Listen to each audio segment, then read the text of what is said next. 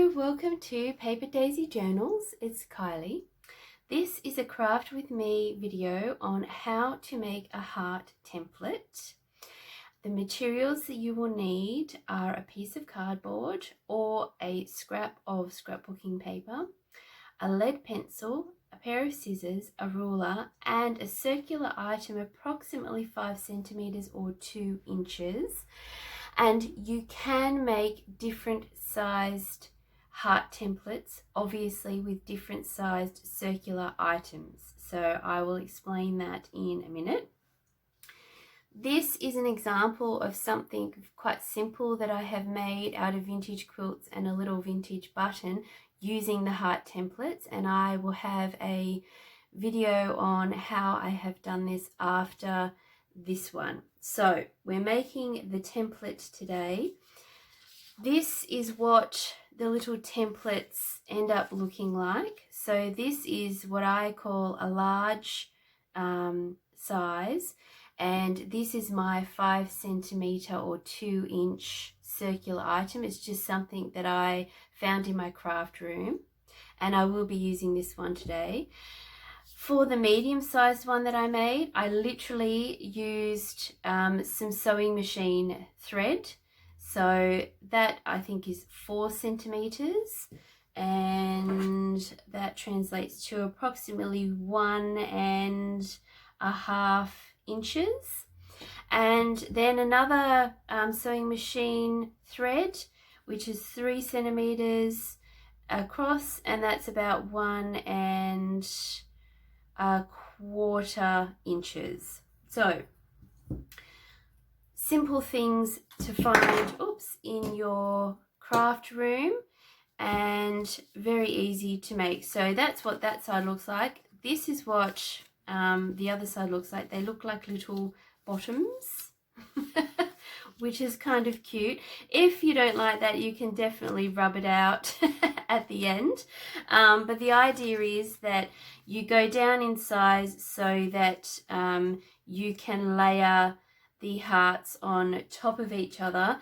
And for this heart patch, I have used the large one and the small one, so you can see more of the large heart at the back there. So we're making what I refer to as the large template today, and what we need is a piece of cardboard, and I am going to do my best not to get my head in the way, but to also do a decent job on this template.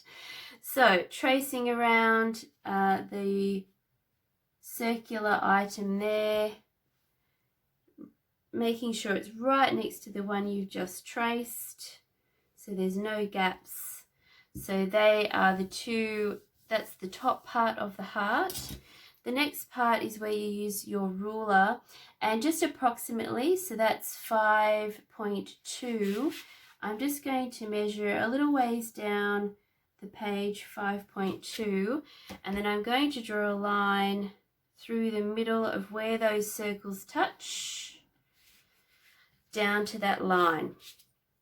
Then I'm going to take this from, it depends how chubby I guess you want your heart to be, but this is a point where I just guess. So I'm just going to draw a line from the corner edge of that circle, and to make it even, so it doesn't matter where you go from the side of the circle, you need to cross the line here in the middle where this line has crossed, and it needs to also touch the side of your circle on the other side. So for example, that's quite a wide heart. If you wanted it to be a little bit longer, then you simply line that side up to go at a steeper angle,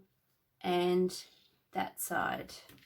So hopefully that makes sense. So if you wanted a sort of a larger, longer heart, you can do your lines a little bit further down that center line. So I'm just going to cut this out now, and hopefully I'm staying in frame. It's hard to, you get really absorbed in the whole craft situation, and you forget that the whole point is that you're showing people how to do something.